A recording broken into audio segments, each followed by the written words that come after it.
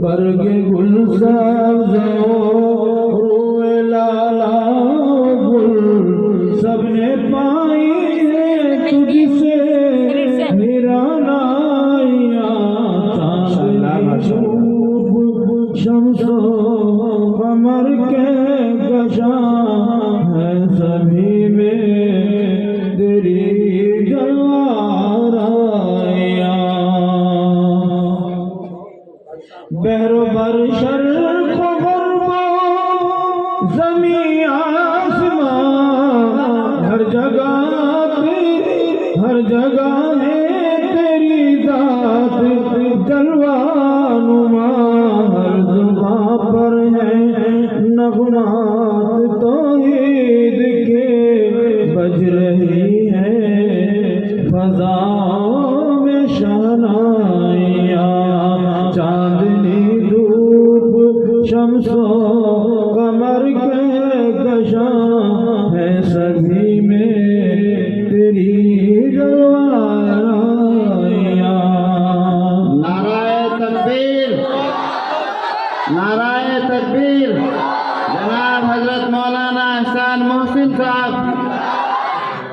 زندگی بھر کروں میں عبادت تیری مرتے دم تیرا کلمہ ہو ورد زبان مرتے دم تیرا کلمہ ہو ورد زبان ہم سب کی خواہش ہے نا ہم سب کی زبان پر مرتے دم اللہ اپنا پاک کلمہ جاری فرمائے ہم سب کی خواہش ہے تو میرے بھائیوں جس چیز کو دنیا میں پریکٹس میں لاتے ہیں وہی بڑا دنیا دار ہے تو اسی میں مرتا ہے بڑا دین دار ہے تو اس میں مرتا ہے گانے والا گانے میں مرتا ہے اور ذکر والا ذاکر بندہ ذکر ہی میں مرتا ہے تو ہم سب اللہ تعالیٰ سے دعا کرتے ہیں کہ اللہ ہمیں ذاکرین بندوں میں ہماری اللہ تعالیٰ عطا فرمائے آمین اس لیے آؤ تھوڑا سا عمل کر لیتے ہیں اور اس مجلس کو خانقاہ سار بناتے ہیں انشاءاللہ تعالیٰ جی میں ہر جگہ جاتا ہوں نظم وظم اور نعت بات بہت کم سناتا ہوں اب میں صرف ذکر کی طرف توجہ کرتا ہوں اس کے توفیل مجھے بھی جو ہے توفیق ہو جاتی ہے اور اللہ تعالیٰ ہم سب کی زبان سے کھلوا دیتا ہے تو اسی لیے سب بولو میرے ساتھ کہ لا الہ الا اللہ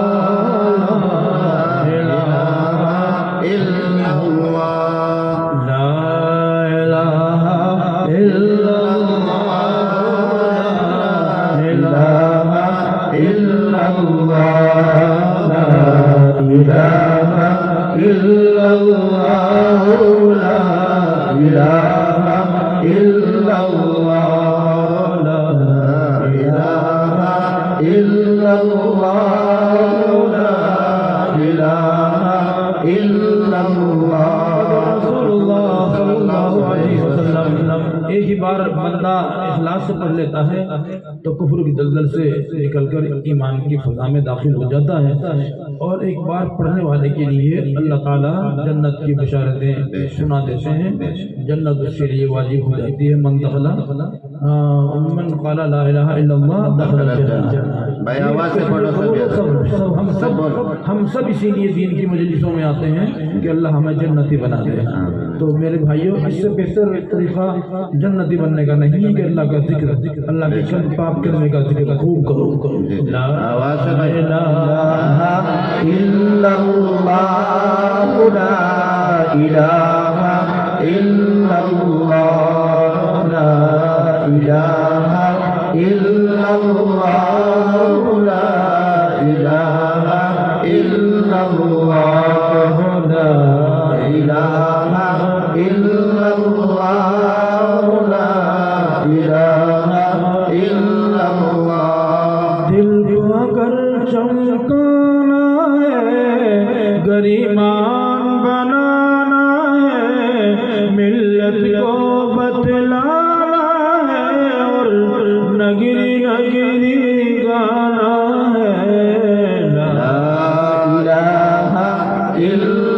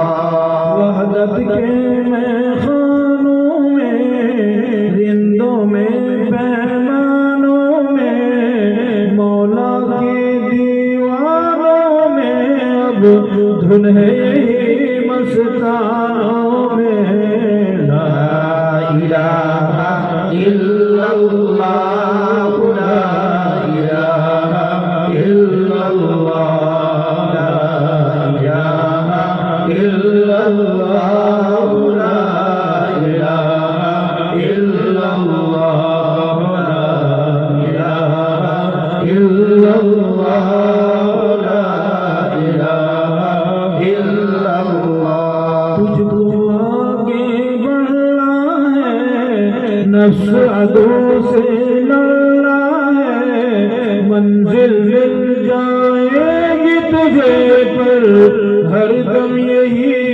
پڑھنا ہے لا الہ الا اللہ لا الہ الا اللہ لا الہ الا اللہ لا الہ الا اللہ بولو لا الہ الا اللہ لا الہ الا اللہ اجلاس عظیم و شان میں ہے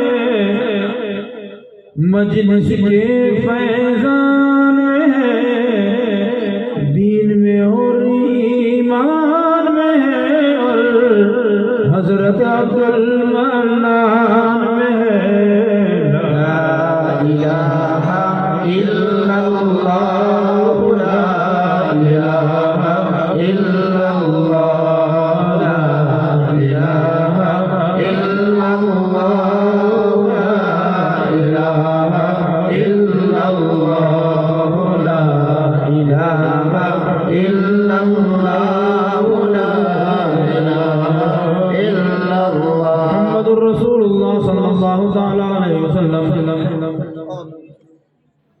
ماشاءاللہ تشریف لاتی کے ایک نظم کے چند شعر اور سنا دیتا ہوں اب جو میرا مقصد تھا پورا ہو گیا میرے میں زیادہ پڑھنے کی ہمت بھی نہیں ہے میں دعا کر رہا تھا کہ مولانا مفتی راشد صاحب اعظمی نائب محتمم مادر علم دارالعلوم دیوبند تشریف لا چکے ہیں ایک مرتبہ ہاتھ اٹھا کر کے بیدار ہو جائیے نعرہ تکبیر نعرہ تکبیر حضرت مولانا مفتی راشد صاحب اعظمی حضرت مولانا مفتی راشد صاحب اعظمی دارالعلوم دیوبند مدرسہ ضیاء العلوم حضرت مولانا عبد المنان صاحب فرما رہے تھے کہ جب تک حضرت آئیں جب تک آپ کو پڑھنا ہے تو میں سوچ رہا تھا یار دعا کر رہا تھا بہت یا اللہ جلدی جلدی حضرت کا ورود مسعود ہو جائے ورنہ تو یہ میرے لیے بہت مشکل ہو جائے گا نبھانا لیکن اللہ نے دعا قبول فرما لی ماشاء اللہ اللہ اللہ اللہ اللہ اللہ اللہ اللہ اللہ اللہ اللہ اللہ مجمع سے پوری آواز مجھے پہنچے جیسے میں پڑھ رہا ہوں ایسے آپ بھی پڑھیں تو تبھی آگے شیخ سناؤں گا ورنہ تو پھر میں بھی ہٹ جاتا ہوں زور سے بولے میں سننا ہے اللہ اللہ اللہ اللہ اللہ اللہ اللہ اللہ اللہ اللہ اللہ اللہ اللہ اللہ اللہ बोल अल्लाह अल्लाह बोल बंदे अल्लाह अल्लाह बोल अल्लाह अल्लाह बोल बंदे अल्लाह अल्लाह बोल अल्लाह अल्लाह अल्लाह अल्लाह अल्लाह अल्लाह बोल उसका जलवा देख सकेगा दिल की आंखें खोल तख्त खिलाफत पर आदम को लाके बिठाए वो अल्लाह और उनको सब इंसानों का बाप बनाए वो अल्लाह ईसा को बिन बाप के पैदा करके दिखाए वो अल्लाह हवा को बिन माँ फितरत की राह दिखाए वो अल्लाह मांगना है जो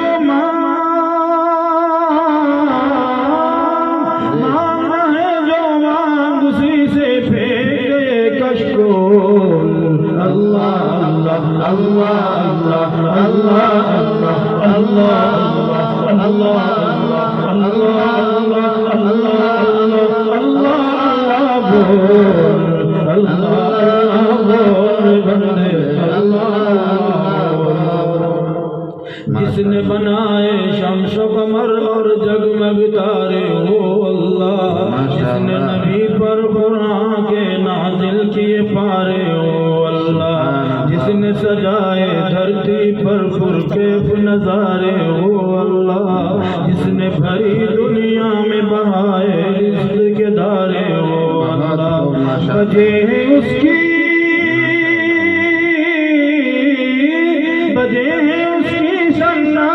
के सारे जहां में ढोल अल्लाह अल्लाह अल्लाह अल्लाह अल्लाह अल्लाह अल्लाह अल्लाह अल्लाह अल्लाह अल्लाह बोल अल्लाह अल्लाह बोल बंदे अल्लाह अल्लाह बोल अल्लाह अल्लाह बोल बंदे अल्लाह अल्लाह बोल माशाअल्लाह पेट में मछली के यूनुस की आह समात किसने की यूसुफ को तारीख कुएं में रख के हिफाजत किसने की मूसा को फिरऔन के घर में लाके कफालत किसने की आग को इब्राहिम पे एक गुलजार की हालत किसने की बोल उसी के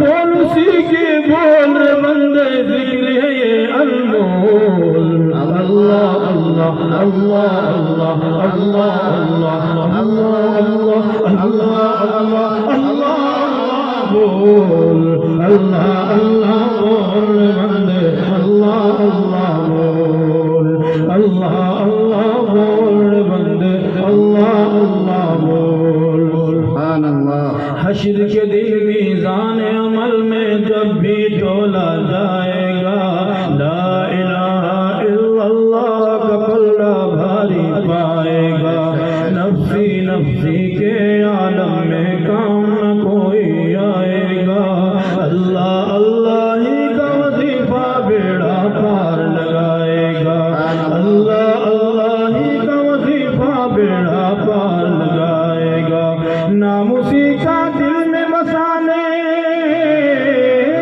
नाम उसी का दिल में बसाने गंगा है माहौल अल्लाह अल्लाह अल्लाह अल्लाह अल्लाह अल्लाह अल्लाह अल्लाह अल्लाह अल्लाह बोल अल्लाह अल्लाह बोल बंदे अल्लाह अल्लाह बोल अल्लाह अल्लाह बोल बंदे अल्लाह अल्लाह बोल आदम का ये बुलंद रुतबा तो वो इस्तिग़फ़ार से शैतान मरदूद पे लानत सजदे के इनकार से नारी है वो दोस्ती उसकी फुजारो दुन्नार से उसको अदावत आबिद जाहिद जाकिर और अबरार से ज़िक्रुल्लाह से तोड़ दे ज़िक्रुल्लाह से तोड़ दे बंदे शैतानों का गोल अल्लाह अल्लाह अल्लाह अल्लाह अल्लाह अल्लाह अल्लाह अल्लाह अल्लाह अल्लाह अल्लाह बोल अल्लाह अल्लाह बोल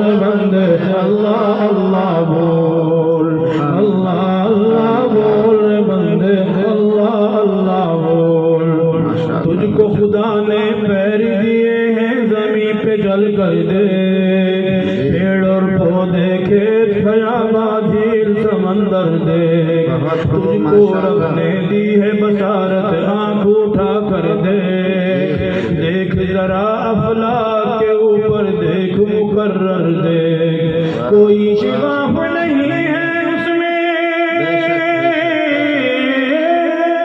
کوئی شگاف نہیں ہے اس میں کہیں نہیں ہے دھول اللہ اللہ اللہ اللہ اللہ اللہ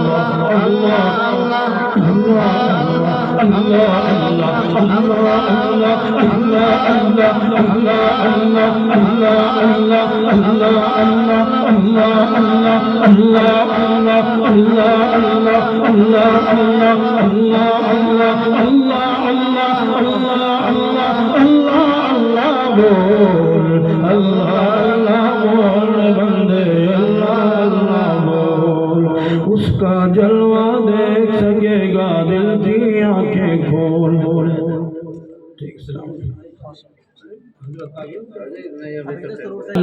مصطفیٰ کے چاہنے والوں کو جنت چاہیے.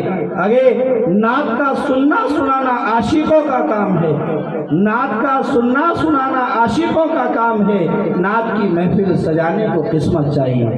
یہ تھے جناب حضرت. بظاہر تو یہ دنیا خوبصورت ہے, سہانی ہے, خواہش کو نہیں حاصل یہ دنیا دار فانی ہے. کبھی اترا کے چلتا ہے, کبھی بل کھا کے چلتا ہے, کبھی بل کھا کے چلتا ہے, کبھی اترا کے چلتا ہے, کبھی اترا کے چلتا ہے, کبھی بل کھا کے چلتا ہے, کبھی اترا کے چلتا ہے. تو جس پر ناز کرتا ہے یہ دو روزہ جوانی ہے, تو جس پر ناز کرتا ہے یہ دو روزہ جوانی ہے. بظاہر تو یہ دنیا خوبصورت ہے, سہانی ہے, نہ ہو مغرور دولت کے نشے میں میرے بھائی, میرے بھائی, نہ ہو مغرور دولت کے نشے میں تو, نہ ہو مغرور دولت کے نشے میں, اے میرے بھائی نشے میں, اے میرے بھائی. نہیں رہتی کسی کے پاس دولت آنی جانی ہے, نہیں رہتی کسی کے پاس دولت آنی جانی ہے. بظاہر تو یہ دنیا خوبصورت ہے, سہانی ہے. ماشاءاللہ. یہاں پر حضرت مولانا مفتی راشد آئے ہیں. بہت خوب بہت خوب ماشاءاللہ. نعرہ تکبیر. مفتی راشد صاحب اعظمی, مفتی راشد صاحب اعظمی, شاہ اسلام مولانا احسان محسن صاحب. یہاں تشریف فرما مفتی راشد صاحب, جہاں تشریف فرما مولانا مفتی راشد ہے. یہاں تشریف فرما مولانا مفتی راشد ہے, یقیناً مفتی راشد ہے. تم ان کی قدر جانو یہ بزرگوں کی نشانی ہے, تم ان کی قدر جانو یہ بزرگوں کی نشانی ہے. بظاہر تو یہ دنیا خوبصورت ہے, سہانی ہے. ماشاءاللہ. ہاتھ اٹھا کے کہتے ہیں سبحان اللہ. یہاں تشریف فرما مولانا مفتی راشد ہیں, ہمارے مفتی راشد ہیں.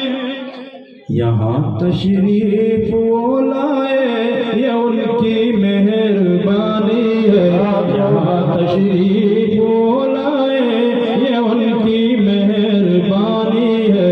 بظاہر تو یہ دنیا خوبصورت ہے,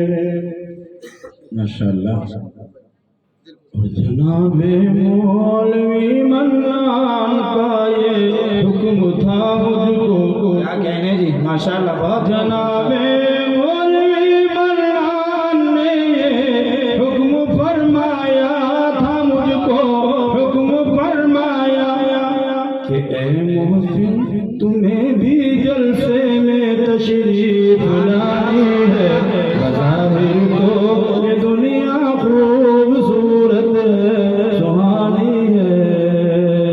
بہت خوب، السلام علیکم ورحمۃ اللہ۔ جزاکم اللہ خیر الجزا۔ آنکھوں میں بس کے دل میں سما کے چلے گئے، آنکھوں میں بس کے دل میں سما کے چلے گئے، خوابیدہ زندگی تھی جگا کر چلے گئے۔ یہ تھے شاعر اسلام و مداح رسول جناب حضرت مولانا احسان محسن صاحب حفظہ اللہ تعالی، جو ہم سب کو اپنے مکفّہ اور مسجع کلام سے محظوظ فرما رہے تھے۔ اللہ تبارک و تعالی سے دعا ہے کہ رب کریم حضرت کو جزائے خیر عطا فرمائے۔ دوستو، جانے کا ماحول بالکل نہ بنائیں، حضرت والا کا خطاب ہوگا اور اس کے بعد دعا ہوگی۔ میں مشکور اور ممنون ہوں اپنے استاد محترم جناب حضرت مولانا مفتی محمد راشد صاحب اعظمی، استاد حدیث و نائب محتمیم دارالعلوم دیوبند کا، کہ بے شمار کوششوں اور جد و جہد کے بعد حضرت والا تھانہ بھون جلسے سے تشریف لا رہے ہیں۔ اللہ تبارک و تعالی حضرت کا سایہ عاطفت ہمارے سروں پر تادیر قائم فرمائے۔ حضرت والا کی تعریف اپنی جگہ ہے، میں یہ کہنا اپنے لیے سعادت سمجھتا ہوں۔ حضرت والا آبرو اہل سنت والجماعت، مسلک دیوبند کے ترجمان، دارالعلوم دیوبند کی خوبصورت پہچان، اسلام کے نقیب و خطیب و ذیشان، مناظر اسلام، حامی قرآن، عالم معانی والبیان، ذو العلم والایقان، حضرت الاستاد جناب حضرت مولانا مفتی محمد راشد صاحب اعظمی، استاد حدیث و نائب محتمیم دارالعلوم دیوبند، میں حضرت کو اس تمہید کے ساتھ دعوت خطاب دوں گا کہ ہزاروں سال نرگس اپنی بے نوری پہ روتی ہے، ہزاروں سال نرگس اپنی بے نوری پہ روتی ہے، بڑی مدت میں ہوتا ہے چمن میں دیداور پیدا۔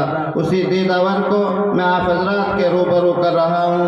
حضرت مولانا مفتی محمد راشد صاحب اعظمی، استاد حدیث، مادر علمی و نائب محتمیم دارالعلوم دیوبند، مائک پر تشریف لائیں اور اپنے کلمات عالیہ سے ہم سب کو مستفیض فرما کر اخیر میں اپنی مستجاب دعاؤں سے پروگرام کی نشست اول کا اختتام بھی فرمائیں۔ الحمدللہ نحمده ونستعینه ونستغفره ونؤمن به ونتوکل علیہ ونعوذ باللہ من شرور انفسنا ومن سیئات اعمالنا، من يهده الله فلا مضل له ومن يضلل فلا هادي له، واشهد ان لا اله الا الله وحده لا شريك له، واشهد ان سيدنا ومولانا محمدا عبده ورسوله صلی اللہ علیہ وسلم۔ اعوذ باللہ من الشیطان الرجیم، بسم اللہ الرحمن الرحیم، واتبع ملت ابراہیم حنیفا، صدق اللہ العلی العظیم۔ وقال النبی صلی اللہ علیہ وسلم، انا دعوت ابی ابراہیم، او کما قال النبی صلی اللہ علیہ وسلم۔ بے خطر کود پڑا، بے خطر کود پڑا آتش نمرود میں عشق، بے خطر کود پڑا آتش نمرود میں عشق، عقل ہے محو تماشائے لبے بام ابھی۔ حضرت صدر جلسہ، معزز اور محترم علماء کرام، محترم بزرگوں اور دوستوں، نوجوانان ملت، نیک ماؤں اور بہنوں، اللہ کا بڑا کرم ہے، بڑا احسان ہے کہ آپ ہم سب لوگ مدرسہ ضیاء العلوم کے اس جلسے سالانہ میں شریک ہیں، اور ماشاءاللہ عشاء بعد سے آپ حضرات دین کی باتیں سن رہے ہیں، اور حشاش و بشاش ہیں، اور مجمع میں قاری احسان محسن صاحب کی نظموں نے ایک روح پیدا کر دی ہے۔ شاعر کہتا ہے شورش اندلیب نے روح چمن میں پھونک دی، شورش اندلیب نے روح چمن میں پھونک دی، ورنہ یہاں کلی کلی ماں ہوتی خواب ناز میں۔ ماشاءاللہ جلسہ اپنے آخری مرحلے کو ہے، لیکن آپ حضرات ایسا لگتا ہے کہ بالکل اٹھنے کے لیے تیار نہیں ہے، اور مجھے امید ہے کہ اب دعا کر کے ہی آپ حضرات تشریف لے جائیں گے۔ میرا یہاں کا بجیٹی کا جلسہ ضیاء العلوم کا الحمدللہ ناغہ نہیں ہوتا، لاک ڈاؤن لگا رہتا تب بھی میں آ جاتا۔ اس سے پہلے لاک ڈاؤن ہی میں حاجی پپو صاحب نے مجھ کو سہارنپور تک پہنچایا تھا۔ بہرحال اس بستی سے میرا پرانا تعلق ہے، اور مولانا عبد المنان صاحب میرے بہت ہی عزیز اور پیارے اور بہت ہی کرم فرما ہیں۔ اللہ تبارک تعالیٰ ان تمام حضرات کی عمر میں اور صحت میں برکت نصیب فرمائے، اور اس مدرسے کو اللہ تبارک تعالیٰ دن دوگنی اور رات چوگنی ترقیات سے فرمائے۔ میں نے چھوٹی سی آیت پڑھی ہے اور ایک حدیث پڑھی ہے۔ حدیث آیت میں اللہ تبارک تعالیٰ نے حضور صلی اللہ علیہ وسلم اور ہم سب لوگوں سے کہا ہے کہ ابراہیم علیہ السلام کی ملت کی اتباع کی۔ حضور سے بھی کہا اور حضور کی پوری امت سے کہا ہے کہ ابراہیم علیہ السلام کی ملت کی اتباع۔ اللہ نے کہا حنیفہ، جو ساری دنیا کو چھوڑ کر صرف اللہ کی طرف مائل ہونے والے تھے۔ ابراہیم علیہ السلام کی شان یہ ہے کہ دنیا کی نہ مال، نہ دولت، نہ حکومت، نہ سلطنت، نہ اقتدار، نہ جاہ، کسی چیز کی طرف توجہ نہیں تھی۔ اگر توجہ تھی تو صرف اللہ تبارک تعالیٰ کی طرف تھی۔ چنانچہ ابراہیم علیہ السلام جس گھر میں پیدا ہوئے وہ گھر بادشاہ کے بعد سب سے مالدار گھرانہ تھا۔ ان کے گھر میں بت بنتے تھے، اور وہ بت پورے ملک میں سپلائی ہوتے تھے، ہر جگہ جاتے تھے۔ ان کا باپ بہت بہترین بت بنانے والا تھا، لیکن ابراہیم علیہ السلام نے جب آنکھ کھولی اور دیکھا کہ باپ بت بنا رہا ہے، بت پرستی کر رہا ہے، تو ابراہیم علیہ السلام نے کہا لما تعبدون ما لا يسمع ولا يبصر ولا يغني عنك شيئا۔ ابا آپ کیوں عبادت کرتے ہو اس بت کی جو نہ دیکھتا ہے، نہ سنتا ہے، اور نہ تمہارا کوئی فائدہ پہنچا سکتا ہے۔ بت کسی طرح کا فائدہ پہنچا نہیں سکتا، جیسے بنا دو ویسے ہی بنا پڑا ہوگا، اگر بنانے میں ٹیڑھا ہو گیا تو ٹیڑھا ہی پڑا ہوگا، کسی طرح کا کوئی فائدہ پہنچا نہیں سکتا۔ تو باپ ناراض ہو گئے اور باپ کہنے لگے ابراہیم تو میرے بتوں کو برا بھلا کہتا ہے، تو میرے گھر سے نکل جا، تم میرے گھر میں رہنے کے لائق نہیں ہے۔ ابراہیم علیہ السلام نے کہا ذاہب الی ربی سیہدین، ابا تیرا گھر چھوڑ کر میں اپنے اللہ کی طرف جا رہا ہوں، اللہ مجھے اچھی چیزوں کی رہنمائی فرمائے گا اور اللہ مجھے کامیاب کرے گا۔ بہرحال ابراہیم علیہ السلام اب جو ہے باپ سے بیزار رہے اور باپ کو نصیحت کرتے رہے، اور باپ دھمکیاں دیتا رہا۔ اسی دوران واقعہ پیش آیا کہ جو ان کے کا عبادت خانہ تھا جس میں سینکڑوں بت رکھے ہوئے تھے، وہ ایک ہال تھا بہت بڑا۔ تو ایک دن قوم کے سارے لوگ ایک میلے میں چلے گئے اور بتوں کو اسی گھر میں چھوڑ کر چلے گئے۔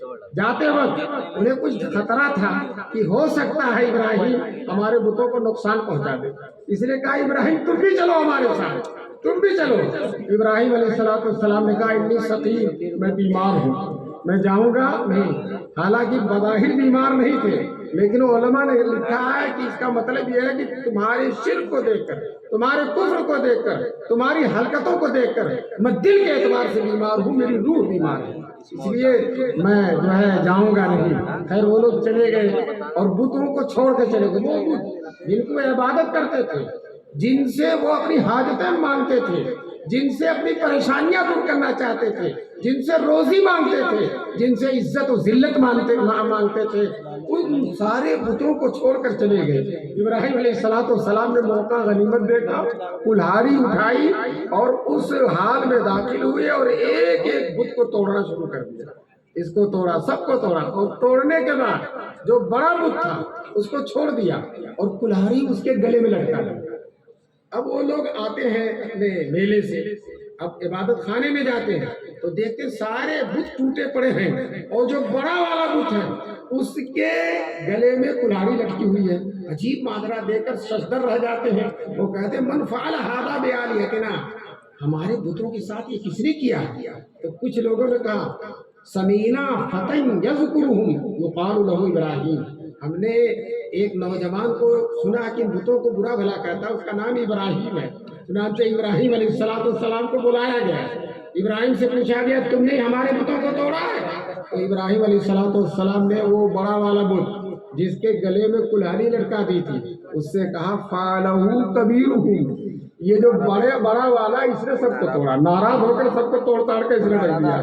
تو وہ کہنے لگے اس کے اندر کوئی طاقت نہیں ہے، اس کے اندر کوئی قوت نہیں ہے، اور یہ اپنی جگہ سے چل نہیں سکتا، کلہاڑی اٹھا نہیں سکتا، یہ کیسے توڑے؟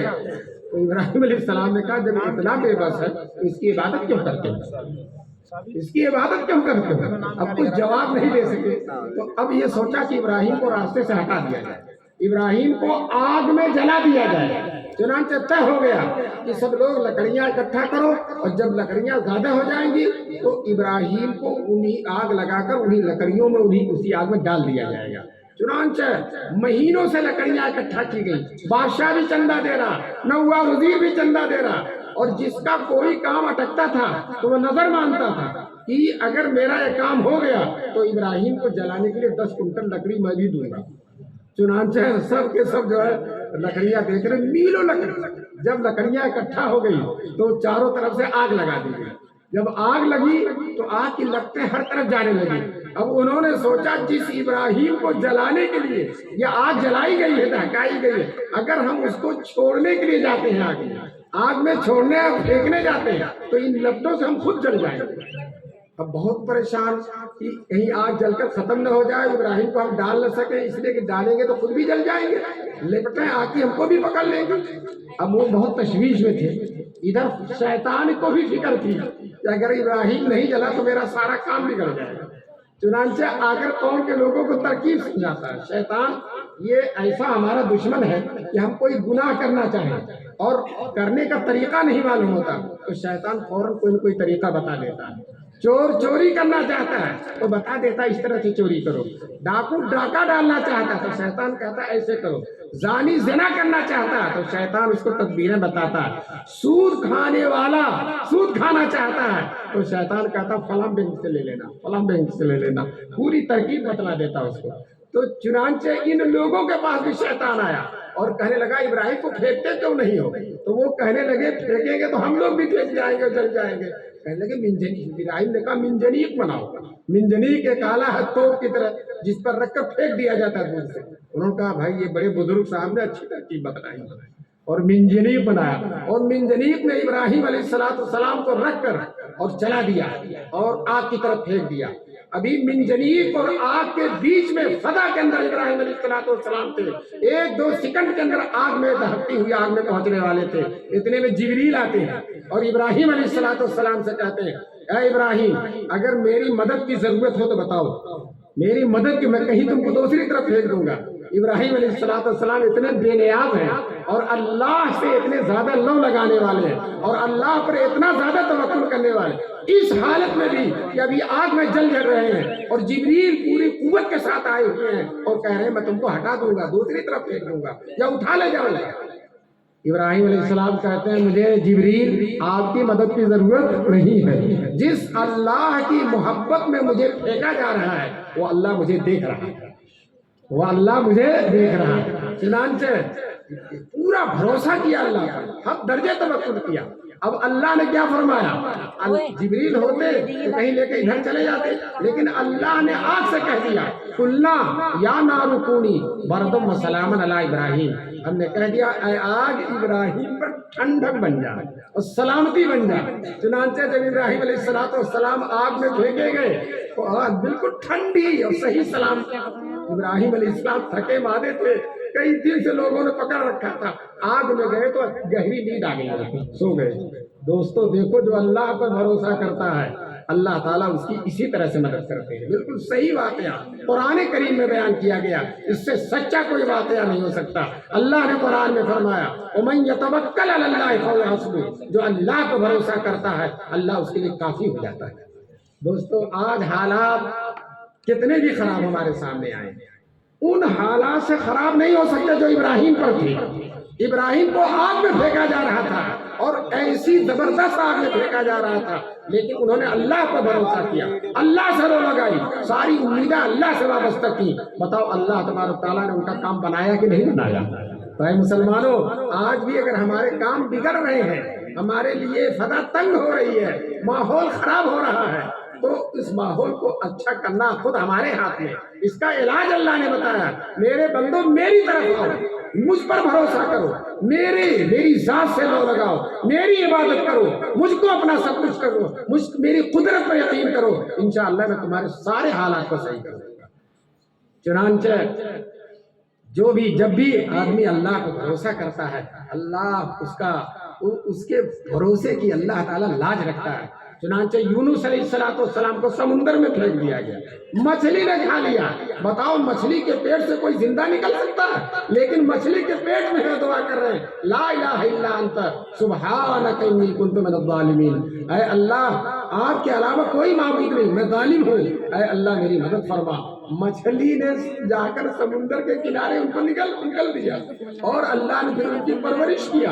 ایک جانور نے ان کو دودھ پلایا، ایک درخت نے ان کے اوپر سایہ کر دیا. اس غیب سے اللہ تبارک تعالیٰ نے ان کی حفاظت فرمائی.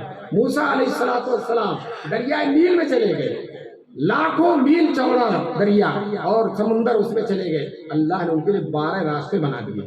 کتنے راستے بنا دیے؟ 12. یہ بنی اسرائیل بھی عجیب لوگ تھے. وہ 12 راستے بنے اور پانی دیواروں کی طرح کھڑا ہو گیا. تو وہ کہنے لگے، 12 قبیلے تھے، ہر قبیلہ کہتا تھا ہم تو زندہ ہیں، پتہ نہیں دوسرے قبیلے کے لوگ زندہ ہیں کہ نہیں ہیں، ہم کو اطمینان چاہیے. تو اللہ تعالیٰ نے وہ جو پانی کی دیواریں بنی تھی اس میں سوراخ بنا دیا تاکہ ایک دوسرے کو دیکھتے جائیں، اطمینان کے ساتھ جائیں.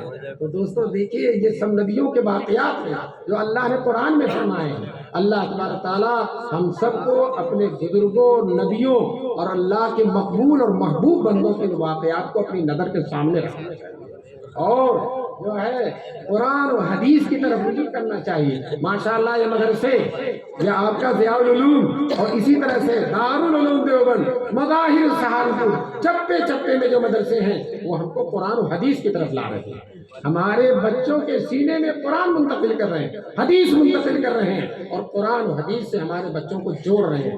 دوستو جو نسل قرآن و حدیث سے جڑ جائے گی اللہ سے جڑ جائے گی، اور جو اللہ سے جڑ جائے گی اس کا کوئی بال بیٹا نہیں کر سکتا. دوستو ایک عورت تھی، اس کا شوہر کوتوال ہو گیا تو دروازہ کھول کے سوتی تھی. کسی نے کہا دروازہ کھول کے کیوں سوتی ہے؟ رات میں دروازہ بند نہیں کہ چور ڈاکو آ جائیں گے. تو وہ اپنی ہندی زبان میں کہتی ہے سیاں بھائی کوتوال ڈر کاہے کا، کہتی ہے سیاں بھائی کوتوال ڈر کاہے کا. تو دوستو اس کا شوہر تو صرف کوتوال تھا اور ہمارا مالک تو آسمان و زمین کا مالک ہے. اگر ہم اس کی حفاظت میں آ جائیں، اس پر بھروسہ کرنے لگے، اس کو خوش کر لیں اور اس کے حکموں کو مان لیں اور اس کی منع کی ہوئی چیزوں سے اپنے آپ کو بچا لیں تو انشاءاللہ اللہ تبارک تعالیٰ ہماری ہر طرح سے حفاظت فرمائے گا اور کسی طرح سے اللہ تبارک تعالیٰ ہم کو ضائع نہیں کرے گا.